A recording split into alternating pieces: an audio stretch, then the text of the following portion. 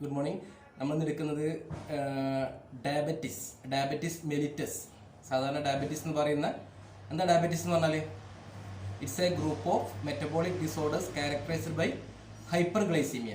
എന്താ ഹൈപ്പർഗ്ലൈസീമിയ ആണ്? Increased blood sugar level കൂടുന്ന കണ്ടീഷനാണ് ഡയബറ്റിസ് മെലിറ്റസ്. സാധാരണ ഡയബറ്റിസ് എന്ന് പറയുന്നത്. ഓക്കെ, ഡയബറ്റിസ് ഇൻസിപ്പിഡസ് ഉണ്ട്, വേറെയാണ്, അത് നിങ്ങൾ പഠിച്ചിട്ടുണ്ടാവും. ഓക്കെ, ഇന്ന് എടുക്കുന്നത് ഡയബറ്റിസ് മെലിറ്റസ് ആണ്. അതിൻ്റെ ഡിഫറെൻറ്റ് ടൈപ്സ് ഉണ്ട്. മെയിനായിട്ട് 4 ടൈപ്സ് ഉള്ളത്. Type 1 diabetes mellitus, type 2 gestational diabetes secondary or other due to other causes. Okay, അതിൽ type 1 is also known as insulin dependent diabetes mellitus, or juvenile onset diabetes mellitus. എന്താണ് type 1 എന്ന് പറഞ്ഞാൽ? ഇത് entirely ഇൻസുലിനെ depend ചെയ്യും. അതായത് pancreas എവിടെ insulin produce ചെയ്യാൻ നമുക്കറിയാം. ഇവിടുന്നാണ് beta cells of islets of ലാങ്കർ, pancreas അല്ലേ? ബീറ്റാ സെൽസ് ആണ് ഇൻസുലിൻ പ്രൊഡ്യൂസ് ചെയ്യുക. ആ ബീറ്റാ സെൽസിന് ഡിസ്ട്രക്ഷൻ നടക്കുകയാണെങ്കിൽ എന്താ സംഭവിക്കുക? ഇൻസുലിൻ പ്രൊഡക്ഷൻ കുറയും, ഇൻസുലിൻ പ്രൊഡക്ഷൻ ഉണ്ടാവില്ല. അപ്പോൾ അത് ആണ് ടൈപ്പ് 1 ഡയബറ്റിസ് മെലിറ്റസ്. സാധാരണ കുട്ടികളിലാണ് എന്ത് ചെയ്യുക ഇത് കാണുക. 10% ഇതാണ് ടൈപ്പ് 1 ഉണ്ടാവുക. ടൈപ്പ് 2 ആണ് മോർ കോമൺ. ടൈപ്പ് 2 ആണ്. എന്താ type 2? Also known as non insulin dependent diabetes mellitus or adult onset diabetes mellitus. ഇവിടെ എന്താ സംഭവിക്കുക വെച്ചാൽ ഇൻസുലിൻ്റെ ഡെഫിഷ്യൻസി അല്ല ഉണ്ടാവുക. ചില ഡെഫിഷ്യൻസി ഉണ്ടാവാം, പക്ഷേ ഇവിടെ ഇൻസുലിൻ റെസിസ്റ്റൻസ് ആണ് ഉണ്ടാവുക. അതായത് ഇൻസുലിൻ എന്ത് ചെയ്യില്ല, സെൽസ് ഇൻസുലിനെ റെസ്പോണ്ട് ചെയ്യില്ല. ഓക്കെ, അപ്പോൾ ഇൻസുലിൻ്റെ ഫംഗ്ഷൻ നടക്കില്ല. എന്താണ് ഇൻസുലിൻ്റെ ഫംഗ്ഷൻ നമുക്കറിയാം അല്ലേ? ഷുഗറിനെ, അതായത് ഗ്ലൂക്കോസിനെ കൺവേർട്ട് ചെയ്ത് ഗ്ലൈക്കോജനാക്കി സ്റ്റോർ ചെയ്യുന്ന കാര്യങ്ങളൊക്കെയാണ് നമുക്ക് അറിയാം. അടുത്ത ടൈപ്പാണ് ഗെസ്റ്റേഷണൽ ഡയബറ്റിസ് മെലിറ്റസ്. നമുക്കറിയാം, ചിലപ്പം പ്രഗ്നന്റ് വുമൺസിന് 3rd ട്രൈമസ്റ്ററിലൊക്കെ എന്ത് ചെയ്യും ഡയബറ്റീസ് ഉണ്ടാവും. അതാണ് ഗെസ്റ്റേഷണൽ ഡയബറ്റിസ് മെലിറ്റസ്. 4ാമത്തെ type secondary or due to other causes. ചില ഡ്രഗ്സ്, കോർട്ടിക്കോസ്റ്റീറോയിഡ്സ് പോലെ, ബീറ്റാ ബ്ലോക്കേഴ്സ് പോലെ, തൈസൈഡ് ഡയറോട്ടിക്സ് പോലെ ഡ്രഗ്സ് എന്ത് ചെയ്യാം, ഡയബറ്റീസ് ഉണ്ടാക്കാം. അതേപോലെ തന്നെ ചില disease conditions, Cushing syndrome, hyper thyroidism, cystic fibrosis ഒക്കെ ഉണ്ടാക്കാം. അതാണ് സെക്കൻഡറി ഡയബറ്റീസ്. ഇതാണ് ക്ലാസിഫിക്കേഷൻ. ഇനി അതിൻ്റെ ഏറ്റിയോളജിയാണ്. കോസ് പഠിക്കുമ്പോൾ നമ്മൾ ശ്രദ്ധിക്കേണ്ടത് ടൈപ്പ് 1 പഠിക്കണം, ടൈപ്പ് 2 പഠിക്കണം. ടൈപ്പ് 1 ഇൻസുലിൻ ഡിപ്പെൻഡൻ്റ് ആണ്, ജുവനൈൽ ഓൺസെറ്റ് ആണ്. ടൈപ്പ് 2 നോൺ ഇൻസുലിൻ ഡിപ്പെൻഡൻ്റ് ആണ്, മോർ കോമൺ ആണ്. 80-90% ടൈപ്പ് 2 തന്നെയാണ്. First etiology of type 1 diabetes mellitus. ഒന്ന് ജനറ്റിക് ഫാക്ടേഴ്സ് ആണ്. ടൈപ്പ് 1 ജനറ്റിക് ഫാക്ടേഴ്സ് വളരെ ഇമ്പോർട്ടൻ്റ് ആണ്. Genetic susceptibility. Second one auto immune destruction of beta cells. Auto immune disorder ആണ് type 1. Auto immune destruction of beta സെൽസിന്റെ destruction. പിന്നെ third one environment factors like viruses. Some viral infections like mumps, rubella, cytomegalovirus. ഇതൊക്കെ എന്തുണ്ടാക്കാം? ഒന്നുകിൽ directly they destroy the beta cells or they may trigger or possibly trigger autoimmune responses. ഒരു autoimmune response എന്ത് ചെയ്യും? ഈ infections trigger ചെയ്യും. അതുപോലെ തന്നെ ഇൻഫന്റ് ബ്രസ്റ്റ് ഫീഡിങ് പ്രാക്ടീസസ്. അതായത് കുട്ടികളുടെ സമയത്ത് കൂടുതൽ കൗസ്, അതായത് പശുവിൻ്റെ പാൽ കൊടുക്കുക ബ്രസ്റ്റ് ഫീഡിന് പകരം. അതുപോലെ തന്നെ പ്രോട്ടീൻ സീരിയൽസ് കൊടുക്കുക. അങ്ങനെ കുട്ടികൾക്ക് എന്തായത് വരാനുള്ള ചാൻസ് കൂടുതലാണ്. അതാണ് ടൈപ്പ് 1 ഏറ്റിയോളജി. ഇനി ടൈപ്പ് 2. ടൈപ്പ് 2 മെയിൻ ഏറ്റിയോളജി എൻവയോൺമെന്റൽ ഫാക്ടേഴ്സ് ആണ്. അതായത് lack of lifestyle factors. എന്തൊക്കെ ലൈഫ് സ്റ്റൈൽ ഫാക്ടേഴ്സ് വരിക? ഒബേസിറ്റി അല്ലേ? ഒബേസിറ്റി ഒരു ഫാക്ടറാണ്. Lack of physical activity means lack of exercise ഒരു ഫാക്ടറാണ്. അതുപോലെ സ്ട്രെസ്, സ്മോക്കിംഗ്.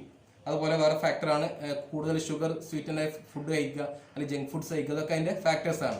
വേറെ ജനറ്റിക് ഫാക്ടേഴ്സും ടൈപ്പ് 2 ഉണ്ട്. അങ്ങനെ ജനറ്റിക്കലായിട്ട് എന്ത് ചെയ്യാം, ഫാദറിന് എന്തെങ്കിലും പാരൻസിന് ഉണ്ടെങ്കിൽ മക്കൾക്ക് എന്ത് ചെയ്യാം, ഇത് ടൈപ്പ് 2 വരാം. അതുപോലെ തന്നെ നേരത്തെ നമ്മൾ ഫോർത്ത് ടൈപ്പായി പഠിച്ചിരുന്നു ഡ്രഗ്സ്. അത് ഇതിലേക്ക് എന്ത് ചെയ്യാൻ പറ്റും? ടൈപ്പ് 2 വലിയ റീസൺ ആണ് ചില ഡ്രഗ്സ്, ചില ഡിസീസൊക്കെ ഇൻഡ്യൂസ് ചെയ്യും. ഇതിൻ്റെ ക്ലിനിക്കൽ മാനിഫെസ്റ്റേഷൻ എന്തൊക്കെയാണ്? സിംറ്റംസ് ഡയബറ്റീസ് ഉണ്ടാകുമ്പോൾ എന്തൊക്കെയാണ് സിംറ്റംസ്? അതിൽ ഈ 3 ടേംസ് പഠിച്ചു. ഒന്ന് പോളിയൂറിയ, പോളിഡിപ്സിയ, പോളിഫാജിയ. ഈ ടേംസ് എന്തായാലും പഠിച്ചു വെക്കണം. എക്സാമിന് എന്തായാലും എഴുതണം. ഇമ്പോർട്ടൻ്റ് ഡയബറ്റീസ് ഇമ്പോർട്ടൻ്റ് ആണ്. പല ക്വസ്റ്റ്യൻ പേപ്പറിലും സ്ഥിരമായിട്ട് കാണുന്നതാണ് ഈ ഡയബറ്റീസ്. എന്തെങ്കിലും ക്വസ്റ്റ്യൻ ഏറ്റിയോളജിയോ അല്ലെങ്കിൽ ക്ലിനിക്കൽ മാനിഫെസ്റ്റേഷനോ അല്ലെങ്കിൽ കോംപ്ലിക്കേഷനോ അല്ലെങ്കിൽ പാത്തോഫിസിയോളജി എന്തെങ്കിലും. ഓക്കെ, ക്ലിനിക്കൽ മാനിഫെസ്റ്റേഷനിൽ പ്രധാന പോളിയൂറിയ ഇൻക്രീസ്ഡ് യൂറിനേഷൻ കൂടും. സാധാരണ നൈറ്റ് സമയത്താണ് കാണുക, കൂടുതൽ യൂറിനേഷൻ ഉണ്ടാവും. അതുപോലെ തന്നെ polydipsia increased thirst. Polyphagia increased hunger. Polyuria, polydipsia, polyphagia. Okay, പിന്നെ എന്താ പറയുക, ബ്ലഡ് വിഷൻ, വീക്ക്നെസ്, ഫാറ്റിക്, അല്ലെങ്കിൽ എന്താ പറയുക റിക്കറൻറ്റ് ഇൻഫെക്ഷൻസ് എന്ത് ചെയ്യാൻ വരാം, വെയിറ്റ് ലോസ് വരാം. ടൈപ്പ് 1 സ്പെസിഫിക് ആയിട്ട് പറയാം നൗസിയ, വൊമിറ്റിംഗ്, ഡീഹൈഡ്രേഷൻ ഒക്കെ ടൈപ്പ് 1 വരാം. ബ്രീത്തിങ് ഡിഫിക്കൽറ്റി ഒക്കെ ടൈപ്പ് 1 വരെ. ടൈപ്പ് 2 സാധാരണ റിക്കറിംഗ് ഇൻഫെക്ഷൻ, നേരത്തെ പറഞ്ഞ കോമൺ സിംറ്റംസിന് പുറമെ ചില ഇൻഫെക്ഷൻസ് ഒക്കെ ഇടയ്ക്ക് എന്ത് ചെയ്യാം ടൈപ്പ് 2 ഉണ്ടാവാം.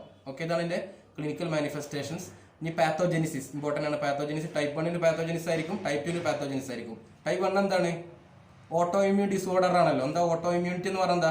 നമ്മളെ ബോഡി തന്നെ ചില കേസിൽ എന്ത് ചെയ്യും, എൻഡോജിനസ് ആന്റിജൻസ് ആയിട്ട് നമ്മളെ ബോഡി എന്തെങ്കിലും സാധനം പ്രൊഡ്യൂസ് ചെയ്യുമ്പോൾ അത് ആന്റിജനെ കൺസിഡർ ചെയ്തിട്ട് ബോഡി അതിനെതിരെ എന്ത് ചെയ്യും, ആന്റിബോഡി പ്രൊഡ്യൂസ് ചെയ്യും, എന്നിട്ട് എന്ത് ചെയ്യാൻ അറ്റാക്ക് ചെയ്യും, അതിനെ ഡിസ്ട്രോയ് ചെയ്യും. ഇവിടെ എന്താ സംഭവിക്കുക? ടൈപ്പ് 1 ഒരു ഓട്ടോ ഇമ്മ്യൂൺ ഡിസോർഡർ ആണല്ലോ. ഇവിടെ ഐലിഡ് സെൽസിന്, ബീറ്റാ സെൽസിന് എന്ത് ചെയ്യും, അത് എൻഡോജിനസ് ആന്റിജനൈസ് കണ്ടുകൊണ്ട് ആന്റിബോഡി പ്രൊഡ്യൂസ് ചെയ്തിട്ട് ടി സെൽസ് അറ്റാക്ക് വരും. ടി സെൽസ് ഇംപ്രോപ്പർ ഫംഗ്ഷനിങ് ആണ് ടി സെൽസിന്റെ. അപ്പോൾ എന്ത് ചെയ്യും, ഓട്ടോ ഇമ്മ്യൂണിറ്റി അല്ലെങ്കിൽ ബീറ്റാ സെൽസിന്റെ ഡിസ്ട്രക്ഷൻ ആണ് നടക്കുക. സാധാരണ ഡിസ്ട്രക്ഷൻ ചെറുപ്പത്തിൽ തുടങ്ങിയിട്ടുണ്ട്. പക്ഷേ അതിന്റെ സിംറ്റംസ് കാണുമ്പോൾ എന്ത് ചെയ്തിട്ടുണ്ടാവും, ഒരു 90% ബീറ്റാ സെൽസ് ഡിസ്ട്രോയ് ചെയ്തതിനു ശേഷം എന്ത് ചെയ്യുള്ളൂ, സിംറ്റംസ് ഒക്കെ കാണുള്ളൂ. നേരത്തെ പറഞ്ഞു ജനറ്റിക് ഫാക്ടേഴ്സ് ഇമ്പോർട്ടന്റ് ആണ്, അതുപോലെ എൻവയോൺമെന്റ് ഫാക്ടേഴ്സ്. പക്ഷേ ലിങ്ക് അതിന്റെ മെക്കാനിസം അൺനോൺ ആണ്.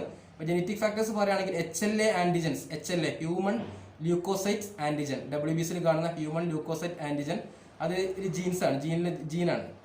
അതെന്ത് ചെയ്യും, ട്രാൻസ്ഫർ ചെയ്യും, അത് ജീൻസ് ട്രാൻസ്ഫർ ചെയ്യുമല്ലോ. അപ്പോൾ HLA genes, non HLA genes ഒക്കെ ഇതെന്ത് ചെയ്യും, ഈ ടൈപ്പ് 1 ആയിട്ട് ലിങ്ക് ചെയ്യും. ടൈപ്പ് 1 ഡെവലപ്മെന്റിന് എന്ത് ചെയ്യും, സസ്പെക്റ്റിൽ കൂടുതലാണ്. ഓക്കെ, അതുപോലെ തന്നെ ചില നേരത്തെ പറഞ്ഞു ഈ എൻവയോൺമെന്റ് ഫാക്ടേഴ്സ് ലൈക്ക് വൈറസിന്റെ attack, virus infection, moms, rubella virus നേരത്തെ എന്ത് ചെയ്യുന്നു, ഡയറക്റ്റ് ആയിട്ട് ബീറ്റാ സെൽസിനെ ഡിസ്ട്രോയ് ചെയ്യും, അല്ലെങ്കിൽ ഓട്ടോ ഇമ്മ്യൂണിറ്റി അത് ട്രിഗർ ചെയ്യും. ഇതൊക്കെയാണ് ടൈപ്പ് 1 ഞാൻ ബ്രീഫായിട്ടാണ് പറയുന്നത്. ഓക്കെ, നോട്ടിലുണ്ട്. ഓക്കെ, ഈ ടൈപ്പ് 2 എന്താ? ടൈപ്പ് 2 ഡെഫിഷ്യൻസി അല്ല സാധാരണ ഉണ്ടാവുക. ടൈപ്പ് സാധാരണ കേസിൽ എന്ത് ചെയ്യും, ഇൻസുലിൻ പ്രൊഡ്യൂസ് ചെയ്യും. ചിലത് ഡെഫിഷ്യൻസി വരും, പക്ഷേ ഇൻസുലിൻ പ്രൊഡ്യൂസ് ചെയ്യണ്ടെങ്കിലും ചിലപ്പോൾ അതിന്റെ എഫക്റ്റ് കിട്ടില്ല. കാരണം എന്താ, അവിടെ ഇൻസുലിൻ റെസിസ്റ്റൻസ് സംഭവിക്കുകയാണ്. ഇൻസുലിൻ റെസിസ്റ്റൻസ്, അതായത് പ്രോപ്പറായിട്ട് എന്ത് ചെയ്യില്ല, സെൽസ് ഇൻസുലിനായിട്ട് റെസ്പോണ്ട് ചെയ്യില്ല. ഉദാഹരണം കൂടുതൽ ഒബേസ് പറഞ്ഞല്ലോ, ഒബേസ് പേഷ്യൻസിന്, അതുപോലെ തന്നെ ഫാറ്റ് കൂടുതൽ പേഷ്യൻസിന്, ആളുകൾക്കൊക്കെയാണ് ഇത് ഡയബറ്റീസ് ഉണ്ടാവുക. ഓക്കെ, അപ്പോൾ ഈ ഫാറ്റ് കൂടുമ്പോൾ എന്താ സംഭവിക്കുക വെച്ചാൽ അവിടെ എന്ത് ചെയ്യും, അവിടെ ഇൻസുലിൻ്റെ അവിടെ എഫക്റ്റ് കൃത്യമായിട്ട് പ്രോപ്പർ ആവില്ല. അപ്പോൾ high levels of fatty acids produce ചെയ്യും. അത് ഇൻസുലിൻ റെസിസ്റ്റൻസ് ഉണ്ടാക്കും. ഇൻസുലിൻ റെസിസ്റ്റൻസ് ഉണ്ടാകുന്നത് എന്താ സംഭവിക്കുക, പ്രോപ്പറായിട്ട് എന്ത് ചെയ്യില്ല, ഗ്ലൈക്കോജനെ കൺവേർട്ട് ചെയ്യില്ല, കൂടുതൽ ഗ്ലൂക്കോനിയോജനിസിസ് ഉണ്ടാവും. അതുപോലെ തന്നെ ഇൻസുലിൻ റെസിസ്റ്റൻസ് ഉണ്ടാകുമ്പോൾ ഇൻസുലിൻ ഫംഗ്ഷൻ ഉണ്ടാവില്ല. ഇൻസുലിൻ ഫംഗ്ഷൻ എന്ന് പറഞ്ഞാൽ കൂടുതൽ അപ്പം എന്ത് ചെയ്യും, ഹൈപ്പർഗ്ലൈസീമിയ, കൂടുതൽ ഗ്ലൂക്കോസ് അവിടെ ബ്ലഡിലുണ്ടാവും. അപ്പോൾ ഹൈപ്പർഗ്ലൈസീമിയ പ്രൊഡ്യൂസ് ചെയ്യാണ് ചെയ്യുക. ഓക്കെ, നോട്ടിലുണ്ട്, കൃത്യമായിട്ടുണ്ട്. നിങ്ങൾ എന്ത് ചെയ്യണം, പറ്റുന്ന ഇന്ന് തന്നെ എന്ത് ചെയ്യുന്നത് പഠിക്കണം. അപ്പോൾ ഇമ്പോർട്ടൻ്റ് ആണ്. ഇതിന് എക്സാം ഒന്നും ഉണ്ടാവും ഇൻഷാല്ലാ, തിങ്കളാഴ്ച ഉണ്ടാവും. ഓക്കെ, ഇനി കോംപ്ലിക്കേഷൻസ് ആണ്. കോംപ്ലിക്കേഷൻസ് ഹൈപ്പോഗ്ലൈസീമിയ ഒരു കോംപ്ലിക്കേഷൻ ആണ്. കാരണം ഇത് ഡയബറ്റീസിന് ട്രീറ്റ് ചെയ്യുമ്പോൾ എന്ത് ചെയ്യും, ഷുഗർ ലെവൽ നല്ല താഴ്ന്നു പോകാൻ ചാൻസ് ഉണ്ട് അല്ലേ. പിന്നെ diabetic keto acidosis type 1, diabetic keto acidosis, hyper osmolar hyperglycemic state type 2.